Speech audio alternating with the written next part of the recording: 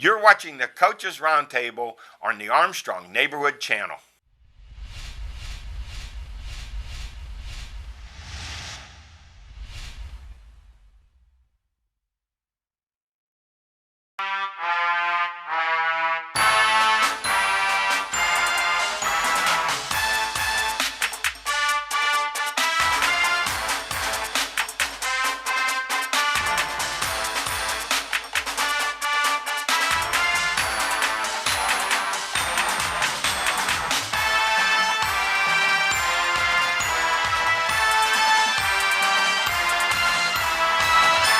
Welcome to Coaches Roundtable. I'm Ed Codi. To my right, the Swami George Abraham. To my left, the Tiger Albert Campman.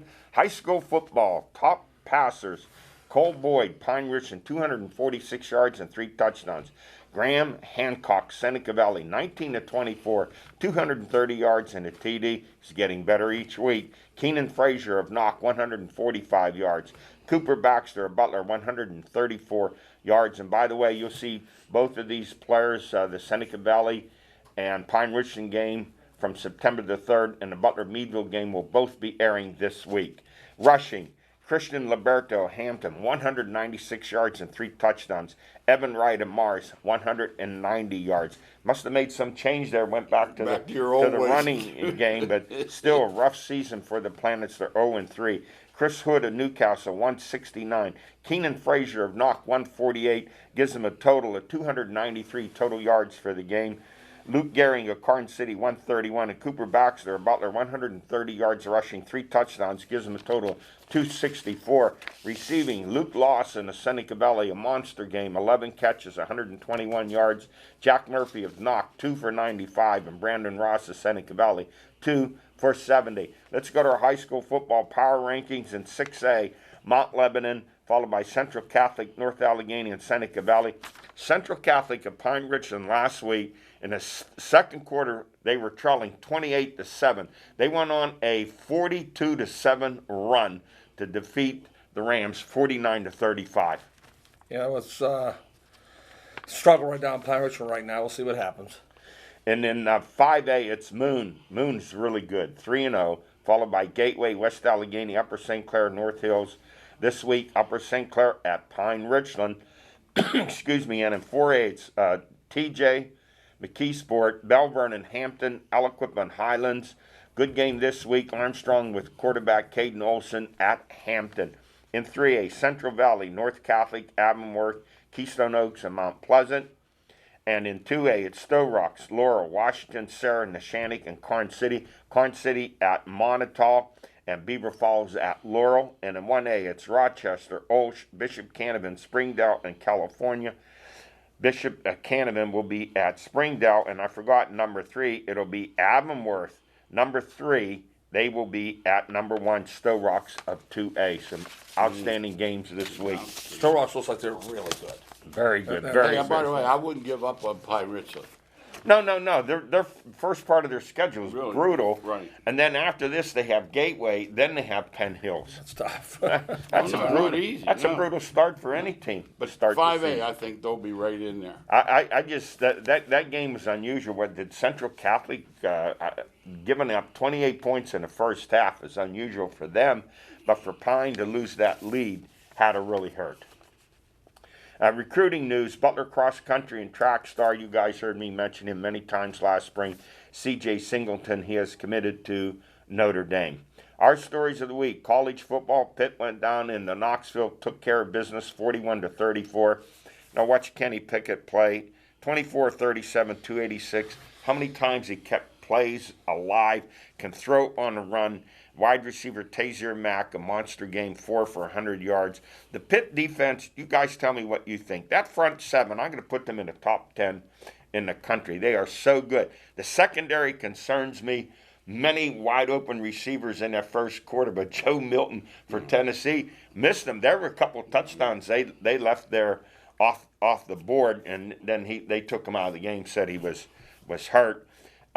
Next up for Pitt, 2-0, they take on Western Michigan, a chance to start 3-0, first time since 2000. And if they beat Western Michigan, New Hampshire, and Georgia Tech, it'll be their first 5-0 start in 30 years. Well, I struggle with Coach Narduzzi putting those defensive backs by himself all the time. And, I blame him just as much as I do the kids out there. Nobody else in the country does this anymore.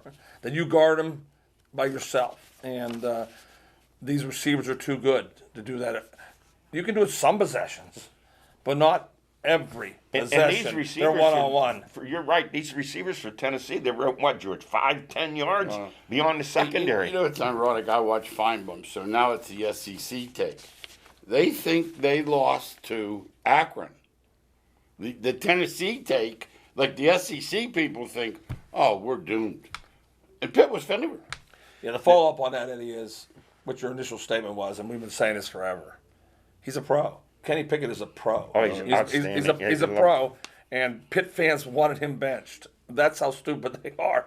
That he's been running for his life behind the offensive line forever, and now he just looks like complete control of what's going on. Rolling out, throwing on the run. He's Anything. as good He can as do anything. anyone. He can do Anyone anything. in college football. No, and I reminds me of Baker Mayfield. And I'm serious. And he's bigger. He's 6'2", And I told Al, 210. we talked. We have a buddy who's an agent, NFL. He went down to see him, and Lee Steinberg was already there. So if Lee Steinberg's on him, he's a prospect. Now, Narduzzi said this Tennessee is really a good team. They're going to win a lot of games after games. Coach, I'm sorry. They're not a real good team at all. No, they're not. They're really poor. They're really poorly fundamentally. That's like missing open receivers. Penalties deluxe. That Tennessee just does so many things And wrong. the offensive line is not very good. First and goal at the 2. Ended up 4th and goal at the 24. Yes, you can't win. No. Penn State 44, Ball State 13. Quarterback Sean Clifford is another good player. He threw for 230, rushed for 66. Next up for Penn State, game day with Auburn. Penn State favored by 6.5. Yeah, that's a tough one. I always like Penn State in the whiteouts, but Auburn will definitely be who they play first? They play two Wisconsin passes. probably. Yeah, Wisconsin. No, I'd say. What do you think? Auburn and Wisconsin pretty equal? Oh yeah, but here's the thing about Auburn. You don't know about it. I can't say that. No, they played two They bombs. played two teams that won 62-0 and 56-0. Yeah. They're not even. They haven't played. Penn State has a big advantage playing Wisconsin. They now know what Yes. it's like to play in a big game. Absolutely. The other point, thing I good want to ask you, point. Pitt will play Western Michigan. Western Michigan, I believe, are they 2-0? Yes. They won 28-0. They're 2-0. Is that spread too high, 15.5 points, given Western Michigan? Well, I think Pitt's getting a little cachet for beating an SEC team. As you say, they weren't very good. I've seen Western Michigan. I'll tell you. Sounds like a lot of points. They're to not me. out. How They about played it? Michigan. They're 1-1. I think they lost to Michigan the first They lost game. to Michigan? They did. But Western Michigan is a good team. Yeah. No, remember, I'm talking about a good team, not a great Right. team. No. But a But good you team. think 15.5 About where it should be. That's where it should be. too much? You No, think that's where it's it should right? be. Yeah, that's where it should be. Local, I went up, saw the Rock play East Stroudsburg, and Rock won 22-7, but they struggled offensively, just didn't have any rhythm going. Quarterback Andrew Kessler finally found some rhythm. He was 17 of 32 for 277, but 2 interceptions. Did have 2 TDs. A big one coming, the 81-yarder to Chris Dior to break the game open. The running game struggled for the first 2.5 quarters, then opened up. Running back Tim Smith, 21 for 122 yards, but it was 9-0 at the half, and they scored the touchdown with 4 seconds to go to finish off a 79-yard drive. But it was one of those games, and I'll give East Stroudsburg credit. They're a big physical team, that the Rock struggled offensively. It was a day that their defense was outstanding with Dalton Holt with 11 tackles and Butler's Tim Verney with 8 tackles and a sack. But thank God their defense showed up. I have strong feelings on it, and because I'm through the college football world, I think Kessler is a super quarterback, but not a super quarterback for Slip Rock. Slip Rock has killed teams with a quarterback who can do both, pass and run. Kessler's a thrower that's taken many of the plays that Slip Rock wants to run away from their repertoire, and it's just a matchup. They're never going to be as good offensive unless they get that quarterback back there again who can take off 3rd and 8 and go 22 yards, and that's what they've had. They've had just outstanding quarterbacks like Is that. the D better though? The defense is solid, very good hustling, and give East Stroudsburg secondary credit. They did a good job on Henry Litwin. And when I say held him to 6 catches for 60 yards, he's usually 10 or 11 for 130 yards. Maybe also Coach Lutz, who knows 1,000 times more than me, is pull back on his offense a little bit because the defense is better. Sometimes let's keep the ball a little longer. Hey, don't forget, Strasburg has scholarships too. Yeah. Don't get me wrong. I like to see that. You know me. I like to see the running game perk up. They struggled for the running game, kept with it, and then finally, I think they just wore East Stroudsburg down because they were 3 in and 3 out, 3 in and 3 out. But I'm looking at the number 16 yards of completion. Nobody does that. Eddie, the running game is your thinking, because you're old fashioned like me. It's not always going to work right away. That's what a true running game does. You got to be patient. Wears you down, and now instead of 3 yards, you're getting 8 yards, and that's what happens. I think the Rock 4 minutes off the clock. I think the Rock caught them in some pass defenses and slipped the ball underneath. And they have to do that because Kessler can really throw it. I remember seeing West Allegheny. He can really throw the ball. Next up, the Rock has Lockhaven. They get pounded by California, beat them 59 to nothing. Remember the day we did the game? Yes. Seneca Valley grad, by the way, Gabe Miller, a sophomore linebacker at Cal. He had 9 tackles, a sack, and a fumble recovery. Moving on to Grove City, they're 2-0. They defeated Bethany 48-15. Quarterback Josh S., 238 yards, 3 touchdown passes. Running back Clayton Parrish, 135 yards and 3 touchdowns. And running back Nico Flatty had 99 yards rushing. Next up, they take on Carnegie Mellon. A great start for Grove City. They're really good. And the thing that's changed, though, that nobody talks about, and when I see the Grove City program that I get read on, they're getting really good recruits. Very good. That's skilled people. It's the bottom line. I mean, they're getting players now that we're all going to WNJ. They would have hung up on them. They're getting skilled people. They were down 7-0. They ran the opening kick. Bethany was up 7-0. Right? That was that night at Grover's let everyone in for free, wear all white. They always have that one game a year. CMU went to California and won a game. Hey, Westminster owned one. They were off last week after trying to recover from that 48-7 pasting from Mount Union. They're at Case Western. And in college football news, sad to report, Pine Richland grad BC quarterback Phil Jacoby injured his wrist in the first quarter versus UMass.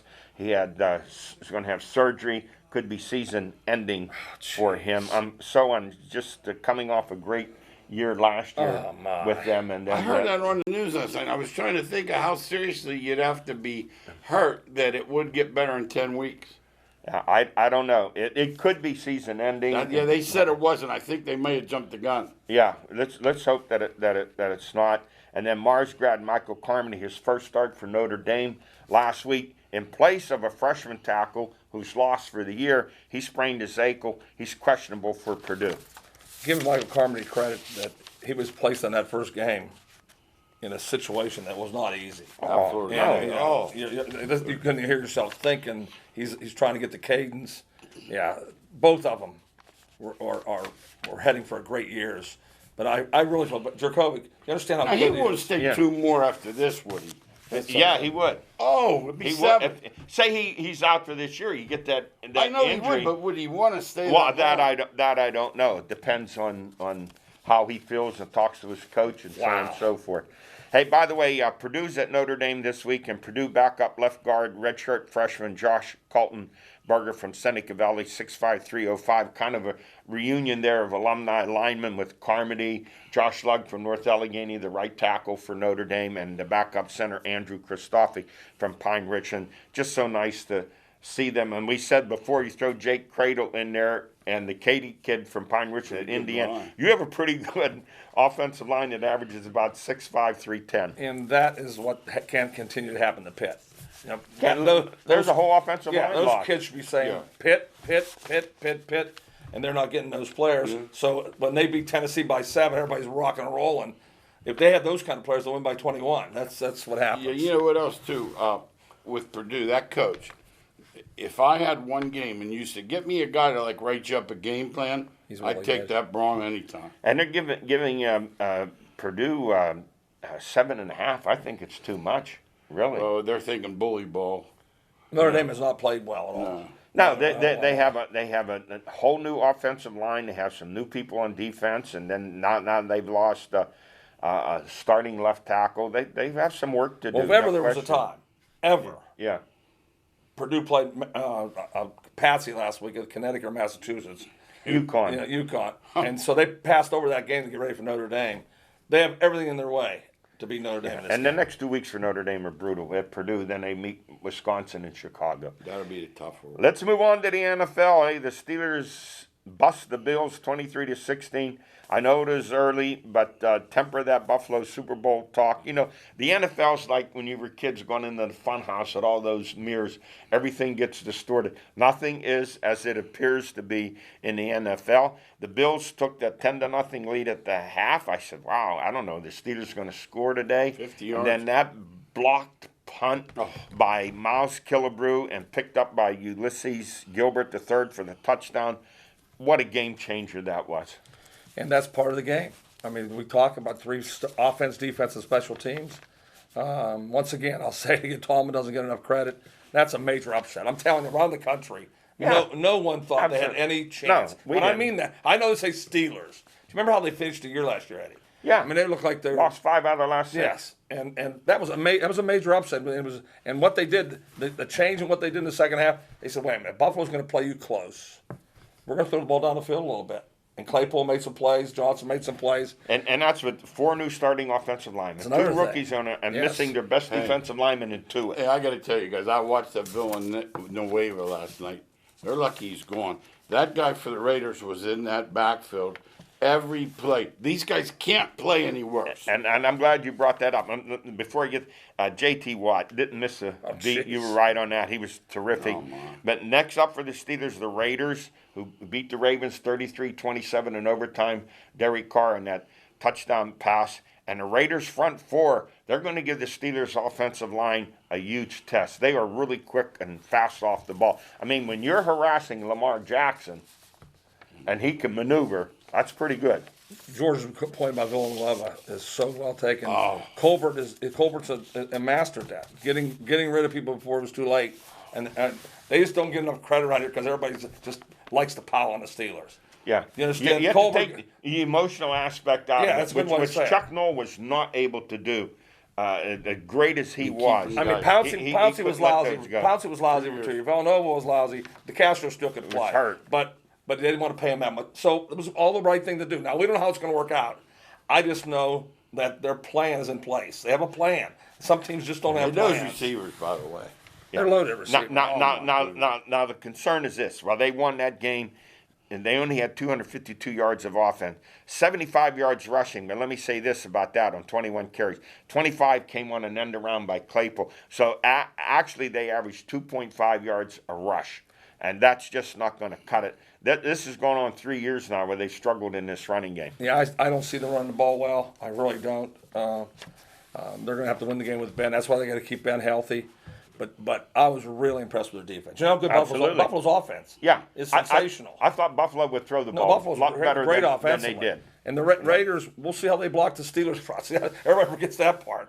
Well, the thing is, the Raiders played on a Monday night. Now they're going to have a short week, and then they got to fly into Pittsburgh. They're playing a 1 o'clock game. I mean, Raiders played sensational offensively. But defensively, they're still weak defensively. Yeah. So but their front 4 impressed me the way they got after. Yeah, they did. But Buffalo, you talk about bad offensive line. Yeah. Blocking. Baltimore because Villanova, because that was how do you say his name? He's there. He was the guy, really. That dude went around him. Those rookies are going to get tested for the Steelers this week. Hey, around the NFL, Green Bay, did they have a preseason? What was that? Saints 38, Green Bay 3. Jameis Winston 5 touchdown passes. Aaron Rodgers just looked like he had no interest in the game, and then his flippant remarks out, well, it's just one game. Yeah, it's one game, but look how you played. It's different if it's your first game and you lose by 3 or 6 and you battle down to the end. You were not competitive at all. Yeah, we're going to find out how good New Orleans is and how bad Green Bay is, but it's not for long. NFL stands for not for long. This week you'll say, geez. Yeah, nothing is New as Orleans it got beat appears this to week. be. Green Bay won. Who do they play Monday night? Detroit. What's the best remedy for playing badly? Detroit Lions. Yeah, and don't forget last year, Green Bay slaughtered Tampa Bay. Exactly. That's why it's not Tampa went to Green Bay in the cold weather and beat them in the playoffs. Thanks for that comment right there. That tells you about the NFL right there. Now here's a shocker. Arizona 38, Tennessee 13. Kyler Murray, 289 yards, 4 touchdowns. Chandler Jones, 5 sacks. That's one I've never heard of it. 5 sacks. 3 in the first quarter. And Derrick Henry limited to 58 yards. Well, see, I they mean, get behind you. this was a surprise. There's the key right there. Yeah. I don't care how they're talking about getting Julio Jones in. Tennessee is built on physical play. And I'm telling you, they got beat up in that game. Arizona's defense beat them up. And about the Chiefs 32 and the Browns 29, I'm going to say two terrific teams. What a game that was. It came down to it. The Browns were trying to march down for the tying field goal, and Baker under pressure threw an interception. But two very good teams. Mahomes 337 yards, Mayfield 321 yards. These teams are going to be really I have good. them. I have them as two of the top 5 teams in football. Oh yeah, I do. That's how good the Browns are. The Browns. Remember, this is in Kansas City. That's one of the toughest places to play ever. And Matt Stafford, man, does he look happy with the Rams? 34-14 over the Bears. That the Rams with that defense, and then Stafford has really sparked that offense. They have some weapons too. And Cincy 27, Minnesota 24. Cincy and the Steelers tied for first, 1-0. Joe Burrow making his return, 261 yards and 2 touchdowns. He looked good. No effects of that leg injury that he had. And then the opening game, Tampa 31, Dallas 29. What a terrific game that was. Brady 44. I don't see it. He looks like he's 24 the way he was zipping the ball. He threw for 370. Just an outstanding game, and Tampa looks really good. But hey, Dallas was right there with them. Dallas can score. You talk about weapons. Yeah, Dallas has weapons. Prescott had 400 yards passing. Their defense is so weak. Their offense is so great. When you talk about Brady, he takes care of himself better than anybody else in baseball. Outstanding. So he looks like he's 34. It really does. And back to Cincinnati, that's the team I said was going to be a surprise. I really like their team. We'll find out if it's a fluke or for real. Hey, Trevor Lawrence, some rookie quarterback, their debuts, 332 yards, 3 TDs, and 3 interceptions in the loss, 37-21 to Houston. And now some noise coming out of Jacksonville that Urban's not really happy.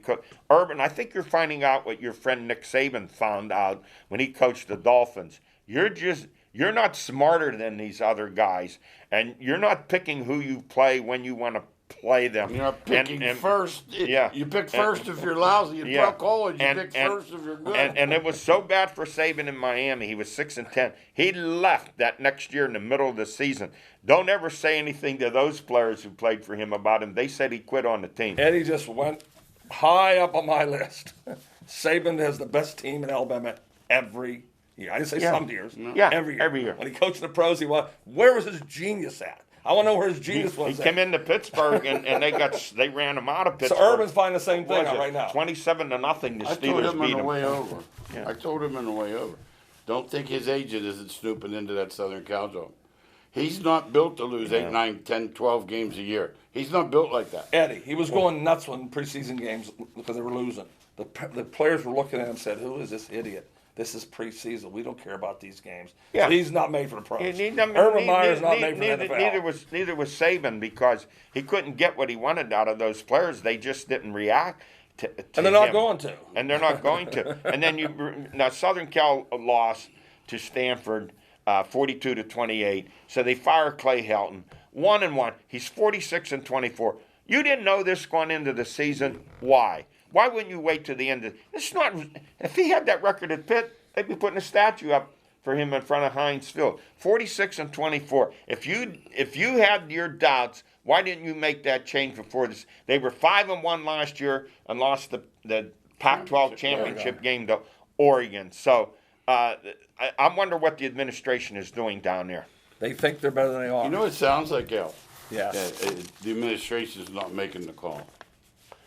I don't think the they rich are. alums. Oh, the alumni made that call. The Hollywood types. Well, and Clayton's going to be, Helton's going to be one. He gets $12 million. The alumni's going to make that. Alumni made that call. They're making that call around the country. They've been making numerous calls. Yes, they have. And they had Pat Hayden in there and Lynn Swan, who had no business being athletic directors. They didn't know what they were doing about it, and that put that program back so far. Yeah, and Albert said it. It's not 1960. It's not. Hey, look, 46-24 is a pretty good record. You know, Southern Cal fans, we're talking about alumni, think they should be in the college playoff every year. That's their thinking. Right. Hey, and around college football, our new top 10, you guys tell me what you think. Alabama at the top. No way. They're at Florida.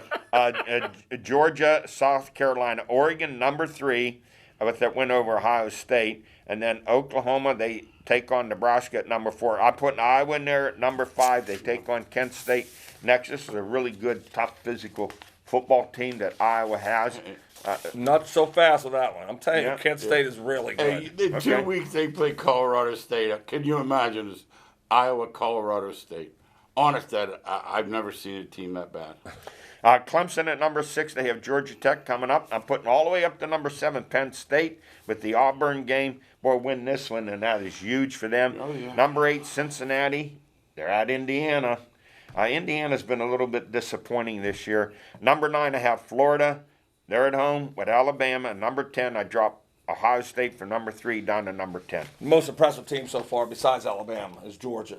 Georgia's athletes. Their defense. They're it's unbelievable. I mean, they truly have 5 stars running around everywhere. They look different. Yeah. Georgia And looks different. everyone in the SEC is rooting for them to topple Alabama. Oh, absolutely. Everybody. Hey, Eddie, they have more 5 stars than any team in the country, and only 2 fewer than the entire Big 12 combined. And you can tell by watching them. Yeah. I mean, they You can look tell. like pros running around the field Yes. on defense. Hey, the Big 12 invites BYU, Cincy, Central Florida, and Houston. This won't be the end of the conference shuffling. More to come. I think it's a big deal for the Big 12 to announce that ahead of time. And let's talk about the upset of the week. Duquesne 28, Ohio U amazing. 26. Yes, Yeah. Jerry Schmidt. Their first win against a major since 1949. Bill Bourne. Bill Bourne was there. Hey, guess where they open up next year? They're at Florida State, Duquesne. They can beat them too. Duquesne, the only thing I want to say to this Duquesne, you want to play with the big boys, get a stadium. You can't have a stadium that only seats 2,500. I hope they're in a part of doing that because Yeah. they've upped everything else. They need They a also do that 30,000 too. seat stadium. Yep. Hey, and speaking of Florida State, they're beating Jacksonville State 17-13 or 14. Yeah. With Jacksonville State hits a 59-yard touchdown pass at the buzzer to beat them. I saw it. I called Al. I said, shouldn't they have had 5 guys No across question. the goal line? No question. See, that's what happened. That he didn't catch it in the end zone. See, That's he what's so ran- bad. He yeah. caught it on the 10 and ran it in. I mean, Where now remember, Clay Helton got fired. Yeah. Norvell will be gone. If I was AD, Norvell will be gone. He'd have this to game. explain it to me. You know what I I'm think saying? they were talking all week how well they played against Notre Dame. What they forgot, you lost. I mean, at the end, you lost. lost. And after Notre Dame played Toledo, you find out Notre Dame wasn't as good as you thought either. Both, they're just not real good right now. Yeah, that's true. Yes. And then Arkansas took it to number 15 Texas, 40-21. Welcome to the SEC. Yeah. Oh, I called Sarkisian my guy. He found out he doesn't have Alabama players. Well, thanks for joining us. That does it for us. A lot more to talk about next week as this pro season just gets underway. A lot more surprises to come. Thanks for joining us. We'll see you next week.